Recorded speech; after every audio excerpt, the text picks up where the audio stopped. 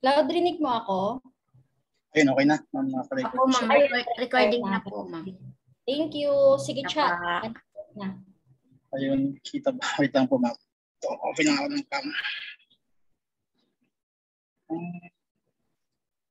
Off cam ata.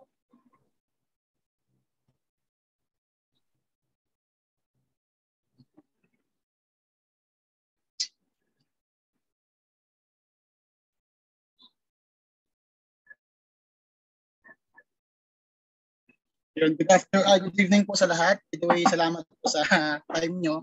At the same time, thank you din kay Ma'am Precious sa pag-invite as a lecturer or speaker po sa inyong journey sa pag-take ng board exam. So by the way, ako si Charlie, sa ulit, and currently residing ako sa Los Baños, but my hometown ay taga North Cotabato. So nakakatuwa kasi may nakita akong mga taga Jensan, so yung mga fellow country sa amin sa Mindanao. So, ang assigned topic for me is focus on mariculture. So, this topic comprise about mariculture on oyster, yung mga bivalves natin, oysters and mussels, then sinama rin ni ma'am yung milkfish, then seaweeds.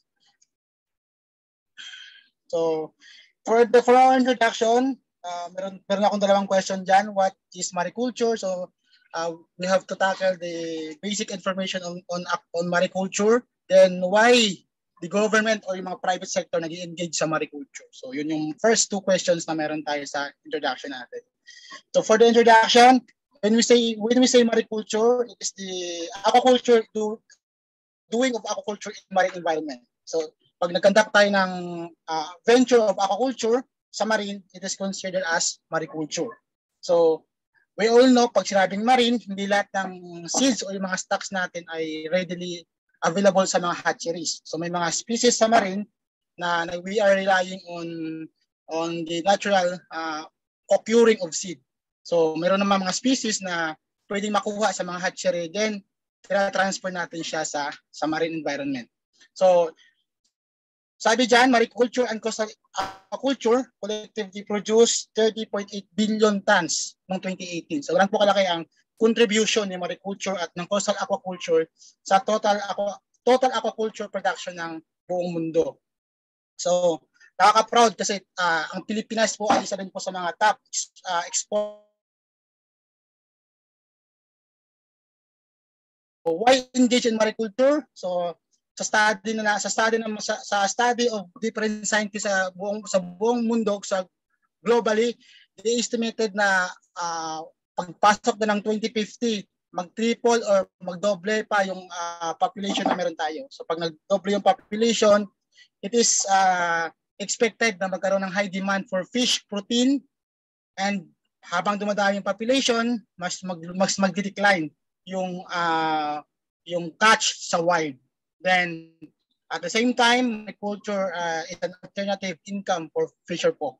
So, yun, like what you've seen sa picture, hindi na nagre-rely yung ating mga fisher folk sa catch, sa wild, but itong pag-aquaculture sa marine ay tinatawag rin na nung nag-pandemic na work at home. Kasi iwan mo lang yung balsa mo dyan, balik-balikan mo lang. So, nagkaka-end ng additional income sa ating mga mangingisda.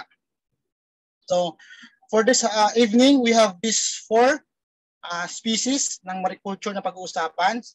So for the mollusks, we have oysters and mussels. And sa finfish, yung milkfish. So although maraming species na inalagaan sa mariculture, pero itong 4 ang ibigay sa akin ni ma'am. So focus lang tayo sa 4 na topic. Then sa aquatic algae, we have seaweeds. So pag sinabing seaweeds, we all know na ito yung pinaka-top contributor in terms of aquaculture Pilipinas. Ito yung nangunguna yung seaweeds natin. So for our lecture proper, let's first discuss oyster. So kung sinabing oysters, they are mollusks, bivalves, filter feeders, and commonly known sa atin na mga Pinoy na talaba. So for brief or simplified information, in our ecological environment, they are known as ecosystem engineered. Why? Because oysters are creating oyster reef, yung reef na binubuo nila na nagka-cluster sila, eventually nagkakaroon ng bagong ecosystem wherein nakakatulong sila sa pag-listen ng anthropogenic nitrogen gases na meron tayo sa ating environment. So yung pag-filter nila, yung pagka-clutch nila, yung cultures na nabuo nila, yung cluster na nabuo nila ay very helpful sa ating ecology. Then for the environment naman, they are known as centennial organisms.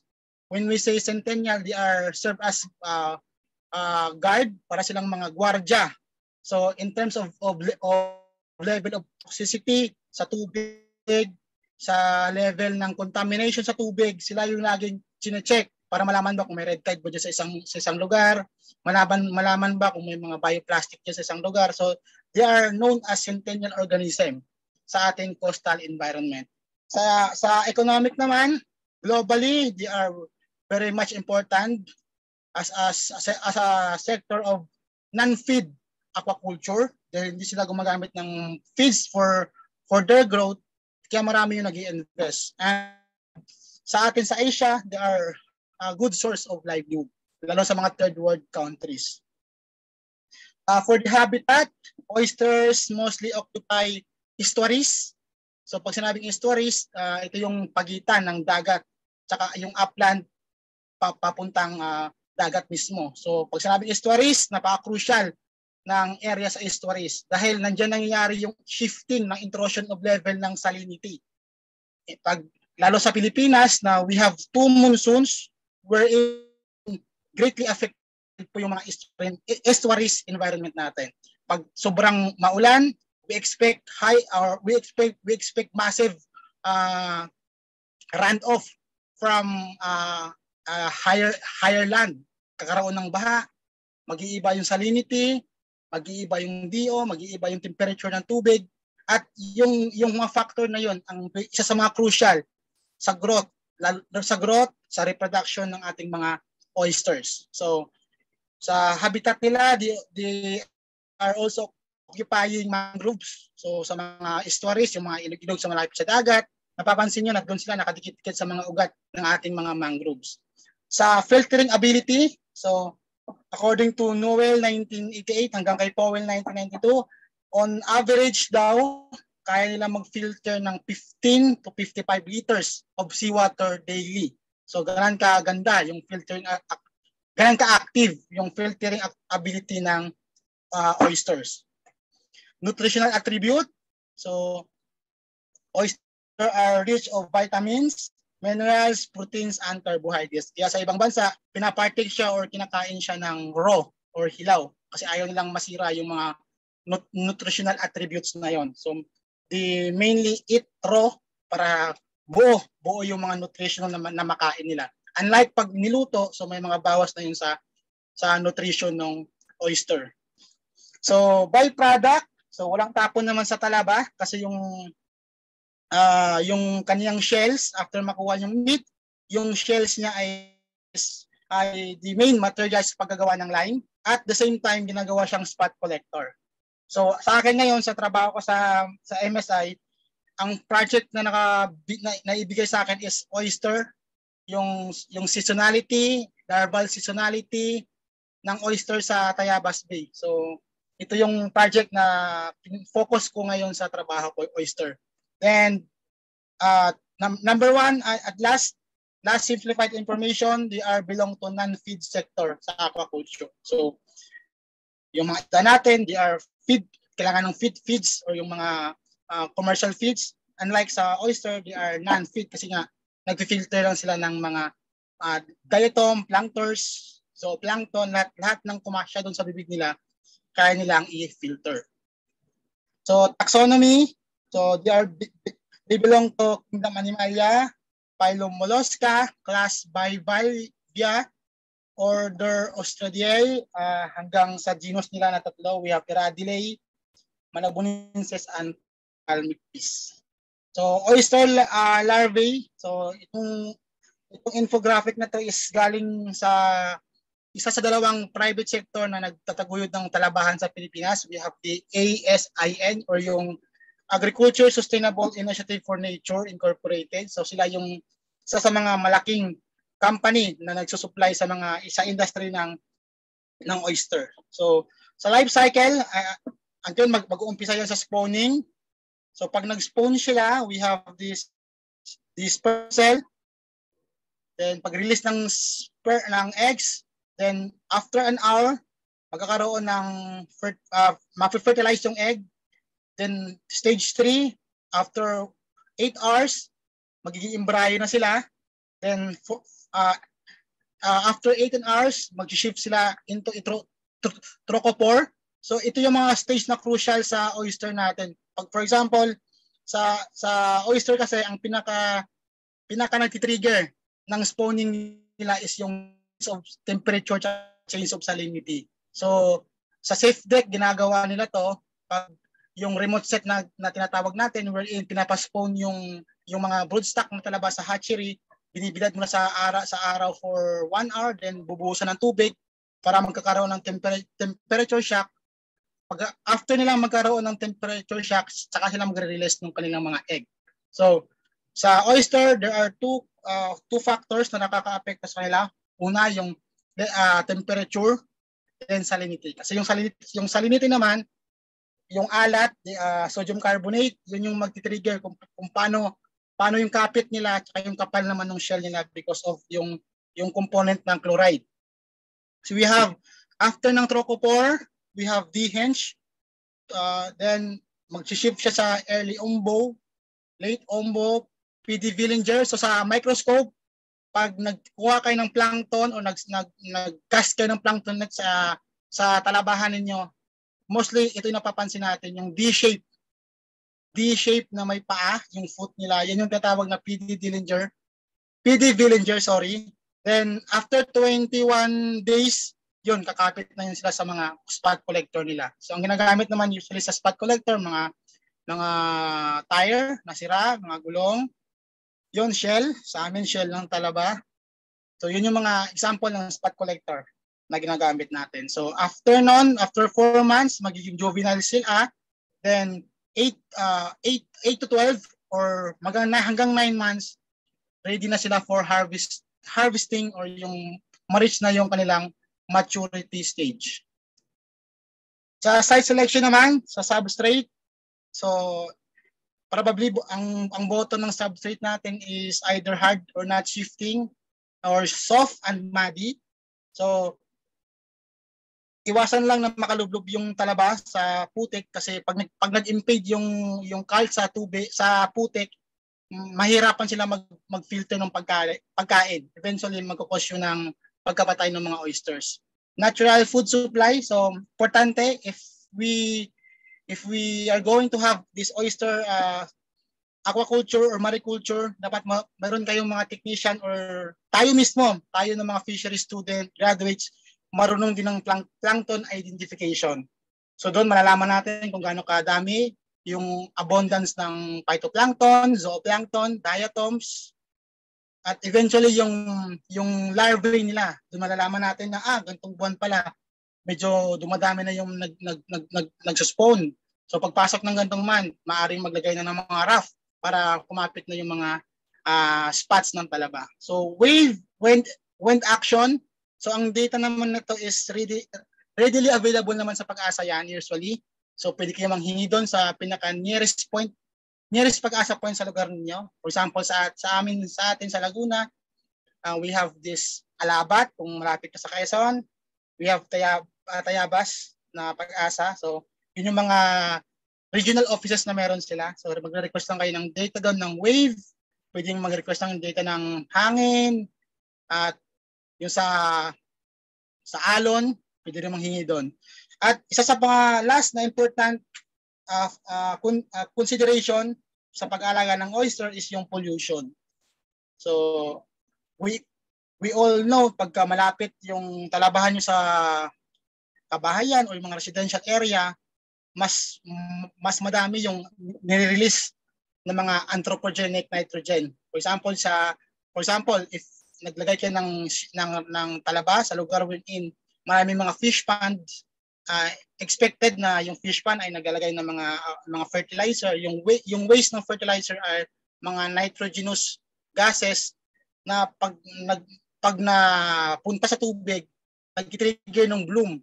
Maaring mag-bloom yung dinoflagellate, mag-bloom yung wag naman sana yung red tide. Kaya isa sa mga consideration is yung pollution talaga sa oyster kasi again, they are filter feeders. Kung ano lang yung sumasala sa bibig nila, dikit lang po ng dikit yun doon. So, farming methods. So, sa atin naman sa Pilipinas, nakadepende yon sa localities kung ano yung mas prepared nila. Pero sa Bureau of Fisheries and Aquatic Resources, mas kino-consider nila yung raft method. Kasi marami siyang mga factors or mga advantages yung paggamit tayo ng raft. So water depth, kailangan 1.5 to 4 meter at the lowest low tide.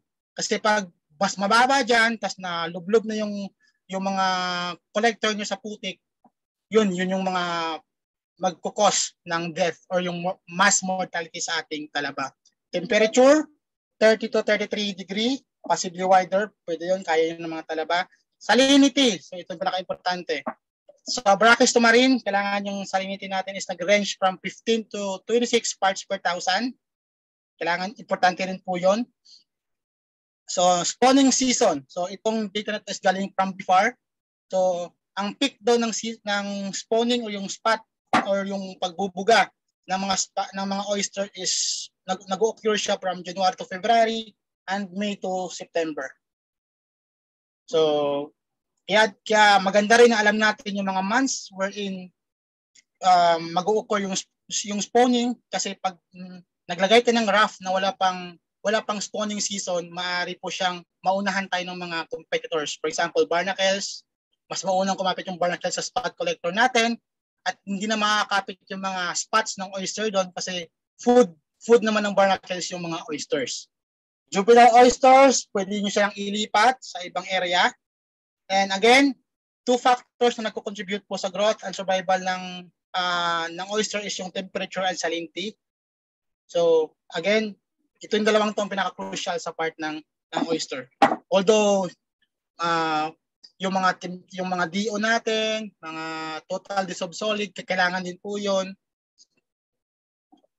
Then marketable size nila. So sa atin naman sa Pilipinas, we have 4 na important species ng oyster. So mayroong mga oyster na malalaki like talabang tsinelas, wherein 6 to 9 months manonotice mo na pwede nang i-harvest. Unlike yung kulkulata o yung kulot na medyo mas maliit or yung mas maliit yung kanyang meat compared to talabang tsinelas. So ito po yung mga species ng oyster na nakukultured po sa atin. So we have Cracostrea iradile, yung talabang tsinelas. So marketable size niya is 6 to 9. And yung Malabonenses, yung pukong kabayo, 4 to 5 cm in long. We have Cracostrea palmipes, o yung pulid-pulid. And we have Culculata, or yung kulot. So ito po yung sinabi ko kanina ng mga culture methods na commonly sa Pilipinas. So we have at sinimplify ko na po siya para hindi na kayo mahirapan. So we have the method, ano ba yung advantage ng method na yun, and we have these disadvantages. So for the broadcast, siyempre pag broadcast lang, low investment cost. Then sa steak naman, easy to harvest, yung mga advantage niya sa lattice or yung sa rock, high productivity, same with hanging and raft. So ang lamang lang kasi ng raft sa kanila is pag may mga like we have this common catastrophe, yung mga bagyo natin o yung mga malalakas na alon, pwede nyo siyang ihilain, itabi sa mga mangroves, itowed para hindi masira. Unlike dun sa mga nauna na they are permanently settled kung saan nyo siya nakalagay. So yun lang yung isa sa mga disadvantages ng ibang method. So sa nationwide or sa ibang nation, ito din yung mga species na meron sila. So next we have mussels, yung tahong. So ang tahong kasi at oyster mostly ano lang sila, halos parehas lang ng site selection kasi parehas naman sila ng parehas silang filter feeders. So parehas silang kumakain ng mga diatoms. So almost the same lang yung kanilang mga site selection pag-alaga ng tahong. So mussels are cheap source of protein, and farming of mussels also like oyster, it provides additional income or livelihood to the area or dun sa mga fisher folk natin, and required less or minimal capital investment. Same with oyster kasi nga hindi sila they belong to non-feed sector sa aquaculture. So again, kumakain sila ng phytoplankton and detritus.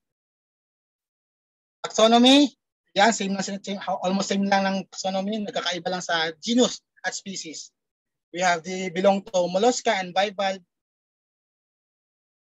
So site selection, dinagdag ko na rin siya. So yan, almost same lang din talaga. Salinity, mud, kailangan din yung salinity and temperature. Presence of natural spot fall sa number 8. Then 9, site accessible by land or water for easy transport of culture materials and during harvest. So itong number 9 na to is commonly naman na preferred ng mga nag-aquaculture, yung accessible doon sa from farm to market road na tinatawag natin. We have culture practices, so we have 2 sa mussels. So we have the bottom culture, we have the intertidal. So sa intertidal, we have 4 method. We have the hanging, stake, tray, and rope web. So ito yung mga commonly species na inalagaan sa Pilipinas. We have tin mussels or yung Perna viridis. This is widely distributed sa bansa natin. We have brown mussel or yung Perna and the Modulus metcalfe. So ito yung mga techniques na ginagawa ko sa field ngayon sa trabaho ko. Sinama ko siya for the reason na it might help din sa mga fellow fisheries na kagaya ko.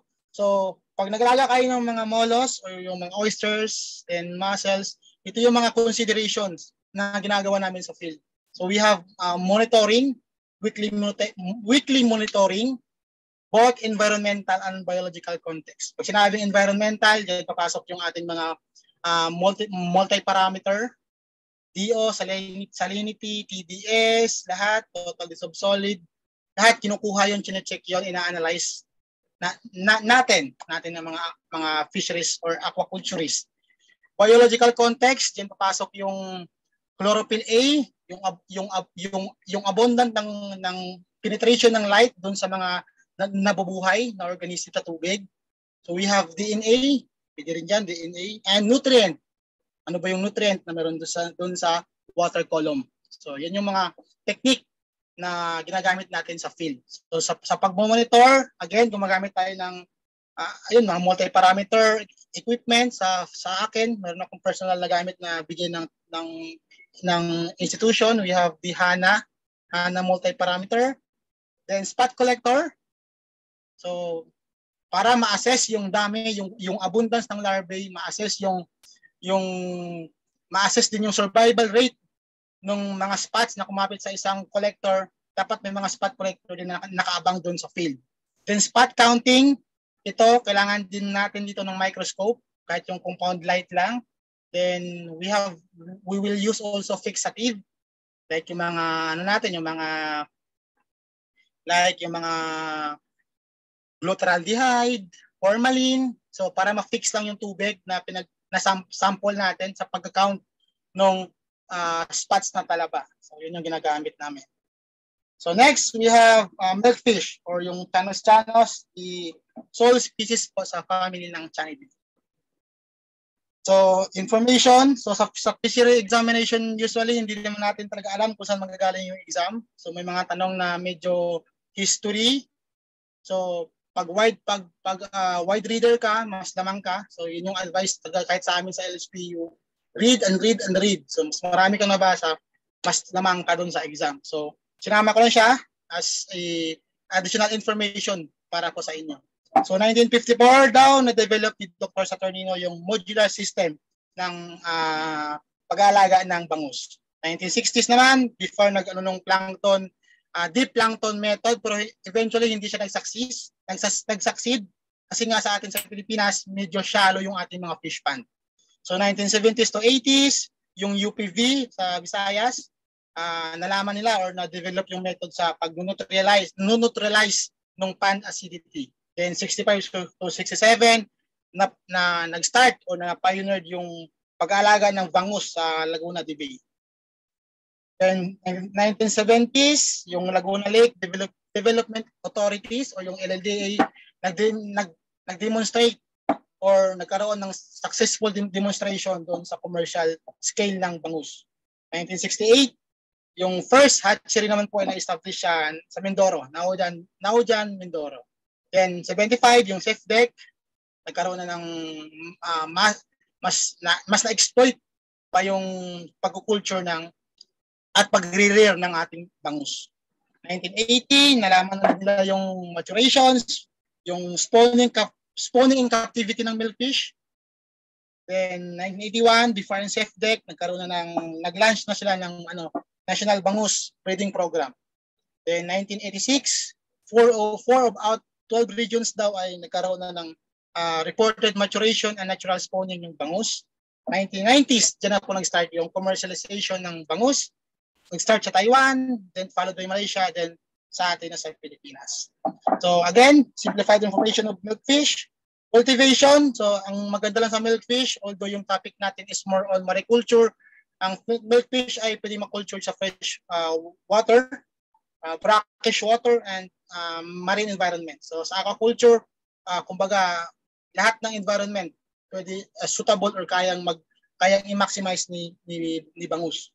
So they are good source of nutrient or yung protein, herbivores, so plankton feeders. Dahil sa maganda yung kanilang gill raker, kaya nilang mag-absorb ng mga planktons. Detrivore, yung mga lumot-lumot, yung mga lablab, kinakain din nila yun. Euryhaline, so bangus can tolerate the higher range of salinity. So kaya nila mag-tolerate from 0 to 100 parts per thousand. And best growth, yung growth naman nila is nagbabaris from 0.5 to 40 ppt. Euthermal, yung sa temperature naman nila, they can tolerate from 10 to 40 degrees. And yung optimal growth ranging naman nila is from 25 to 30 degrees Celsius. Again, milkfish po is not piscivorous. Pag sinabing piscivorous, hindi sila kumakain ng kapwa nila isda. So, pwede siya sa fully cultured system. Pwede nyo siyang ihalo sa ibang species. High fecundity and longevity. So, ang isang sabaludo na nanay ay kaya mag-produce ng 1 to 9 million eggs sa isang anakan. So, nabubuhay sila for approximate of 20 years ang isang sabalo na babae. So, mataas yung kanilang fecundity or yung kanilang pagre-release ng gametes or yung kanilang mga eggs.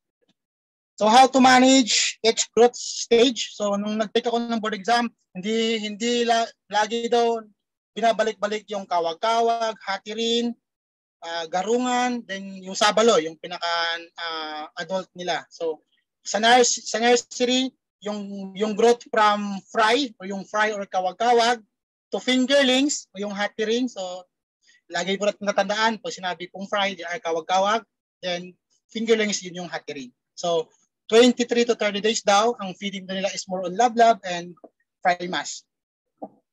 Then transition, paglipat naman doon sa juvenile stage, then pinapakain na sila ng starter feeds, growth in ponds. So ito na yung mga juveniles natin or yung garungan. So garungan to marketable size, maaaring nire-reared sa fish pond, sa pen or sa cages. So yun po yung mga culture media na pwedeng pag-alagaan po ng ating bangus. Maaaring fish pen, fish cages, or sa tanks, sa fish ponds. Growth in freshwater, so yun din, same lang din sa growth in marine, 30 to 50 grams of juveniles hanggang makarating sila dun sa marketable size na pwede nang ibenta. So ito, summary po ng life cycle nila. So embryo, so sa bangos, they have 7 life stages or yung sa whole life cycle nila. So embryo, 24 hours. So ang estimated na sukat nila in length is 1.5 millimeter. Then after maging embryo, after 3 days, magkaroon na ng yolk sac larvae with the average length of 5 millimeter. After ng yolk sac, we have the larvae, 2 to 3 weeks, then 5 to 11 millimeter. Post larvae, after ng 2 weeks na mag-extend pa ng after ng 2 to 3 weeks, magdagdag pa ng additional 1 week, magkakaroon na siya ng sukat ng 11 to 15 millimeter. So juvenile, yung 8 to 9 months na culture, ay magkakaroon na ng 1.5 to 20 centimeter. Sub-adult, ito na yung mga 3 to 5 years, 20 to 50 centimeter. Then yung adult, or na nag-iedad ng more than 5 years is 0.5 to 1.5 meter. So last topic, we have seaweeds. Simplified information on seaweeds. So sa family of sa Rhodophyta, so, meron daw 472 species and belong to 37 families and 11 orders.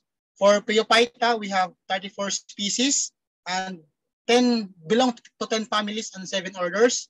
So sa Chlorophyta, we have 214 species and 11 families and 7 orders. So economic importance ng seaweeds, aside from food, source din siya ng raw materials sa industrial products like yung polysaccharides natin o yung component ng carbohydrates sa food.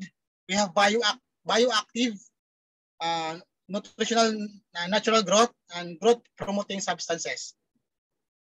So ito ba yung mga seaweeds na pwedeng na kinakain po sa atin? So kayo na po bahala magbasa, medyo marami-rami po yan.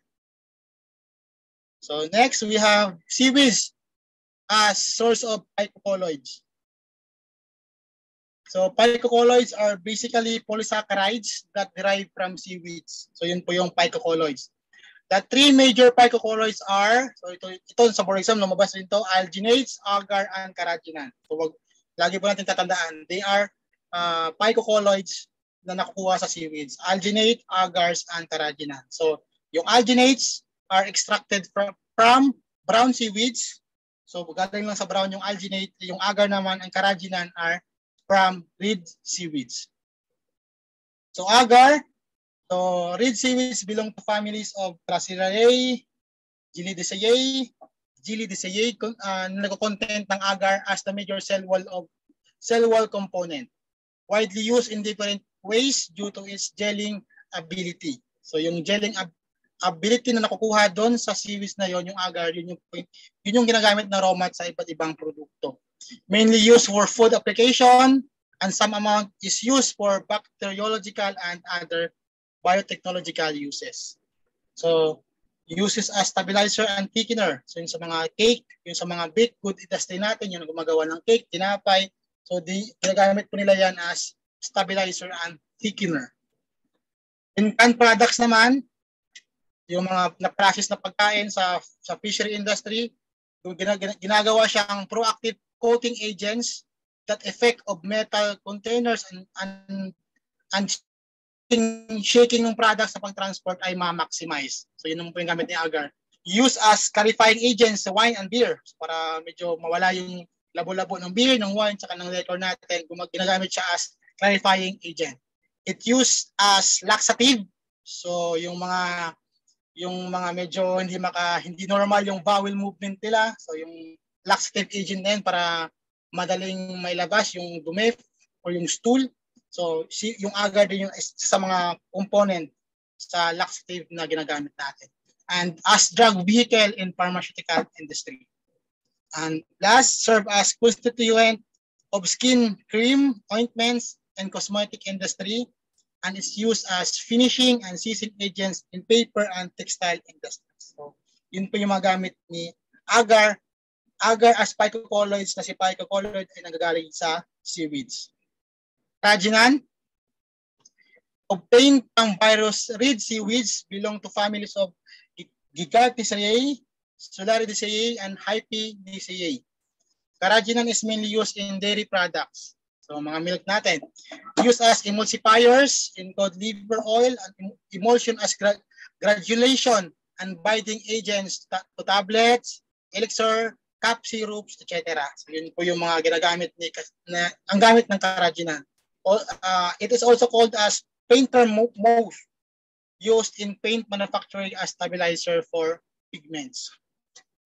Alginate, so various salt of alginic acid are the term alginate. So yun, pag sinabing alginate, they are various salt alginic acid na nanggagaling dun sa seaweed.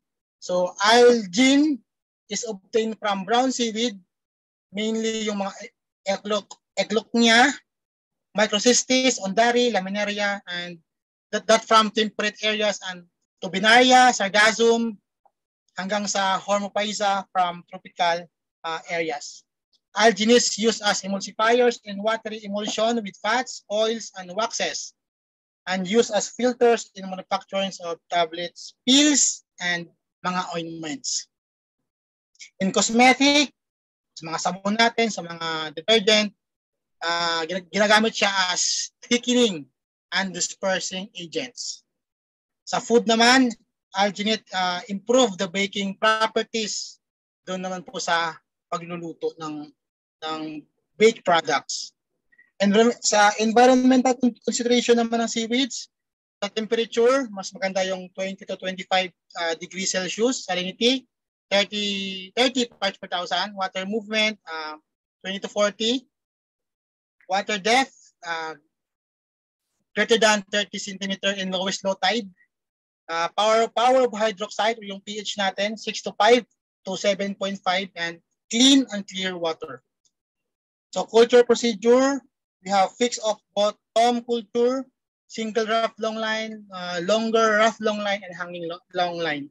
So hindi ko lang po nadagdag yung mga yung mga common name ng seaweed sa atin, like yung mga popoklo, mga lato. Medyo ngayon lang kasi ako gumawa din ng presentation, sorry. So isa-send ko na lang yung mga mga books o yung mga maaring reference sa seaweeds. So yun po yung mga methods method ng pag-culture ng seaweeds. So ito, dinagdag ko lang din ang parami ng slides. Personal review strategy. So ito yung mga strategy ko, although sabi nga ni Ma'am Precious kanina, meron naman tayong kanya-kanyang strategy. So ito, sinama ko lang din. Hopefully makatulong sa inyo na makapasa kayong lahat sa board exam. So sa akin, personally, I allot 2 hours a day sa pagbabasa. So ang technique ko is 4 a.m. to 6 a.m. So talagang kailangan niyo mag-invest ng oras. Hindi po sasapat yung pagre-review niyo sa online.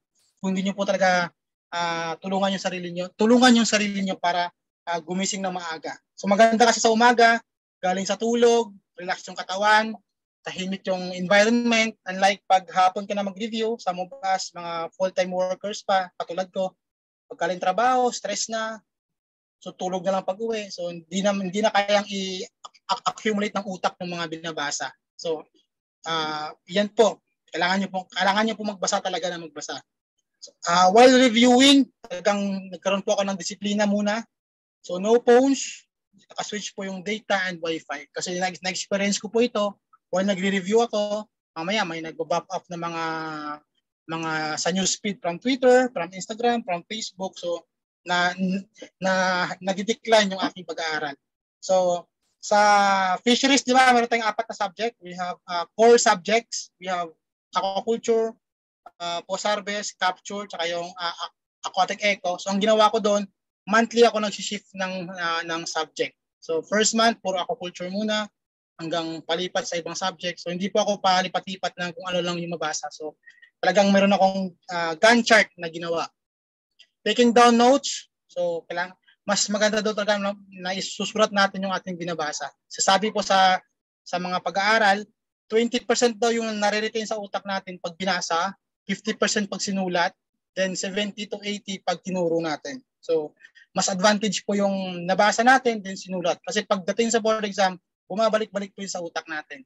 So, while nagre-review kayo or sa board exam ninyo, hindi maiwasan na ma-exhaust or parang tagang nagbe-breakdown na yung sarili nyo, pagod na yung utak nyo. So, ito ay advice din sa isa kong tropa na nurse, mag-take din ng vitamin C. So, pag vitamin C ka, habang nagre-review, then may katabi kang bottle of water para hindi ka antukin. So, week before the exam, so isang linggo before ng exam, ang ginawa ko is hindi na ako nag-review. Then, nag-file na ako ng leave. Then, nagpamasahe ako. Talagang para akong manok na kinukondisyon ko yung sarili ko. Tuwing gabi, maaga ako natutulog. Hindi ako nagsa-cellphone. So, yun po yung mga technique na ginawa ko. Then, most especially sa akin as Christian, pray and devotion to God. And don't depend on luck or lucky charm. So, hindi ako naniniwala sa lucky charm. Hindi ako naniniwala sa swerte. Kasi, pag pinagpipray mo yung isang bagay, you devote yourself to God, eventually, ibibigay yun ni God sa atin. So, ayun, hanggang doon lang. So, thank you. My prayers to all of you. May God bless you all with powerful mind, physical strength, and provisions sa pagpasa ng inyong exam. So, thank you so much sa inyo, mga fellow fishery slaves na katulad ko. Tapos na ako. Thank you, Sir Cha, for the very intensive review about mariculture. Actually, thankful ako kami din because you have discussed about oyster. Now, for the information of everyone, yung bago pong member ng Board of Examiners, si Dr. Bailon from UP Visayas, yung kanya field of expertise, aquaculture, is about oysters. Yung kanyang project for so many consecutive years about oysters. So, expect lang natin na baka marami din talagang about oysters na lalabas. So, pag-aralan nyo yun, magbasa-basa kayo, mga scientific name, for example, ano pa ba? As a scientific name, yung different kinds of oysters din. Kasi naalala ko, parang tinutukan ko talaga si oyster. Lumabas din nung time na kumuha ako. And now, especially, na nandiyan na si Dr. Bailon, for sure, lalabas na naman siya ulit. Ano pa ba? Seaweeds, yes. Kasi ano yan one of our major commodity yan in terms of aquatic resources, si seaweeds. And then, yung diniscuss kanina ni Sir Charlie about bangus, which is i-discuss din later ng next speaker pa in-depth, importante din yon. So, ang daming mga na-discuss ni Sir Charlie na I think lalabas talaga sa board exam. So, pag-aralan niyo yon and read. Hindi lang tayo dito mag-base sa mga pin-provide namin, magbasa din talaga, ugaliing magbasa. Kasi ngayon, tawag dito, tayo, parang hindi tayo makatulog if hindi tayo maka-cellphone. So, dapat yung gawin natin, wag muna tayo matulog kung hindi tayo maka-review. Disiplinahin natin yung ating mga sarili. Okay? So, if you have any questions, feel free to ask Sir Charlie. Baka meron kayong questions, class. Anong gusto nyong itanong? This presentation will be uploaded sa ating Google Classroom with the permission of Sir Charlie, and then sabi niya, bibigyan niya pa tayo ng additional reading. So, i-upload ko lang siya. And also, same with this recording. Cloud, pa-stop na ako ng record. Okay na.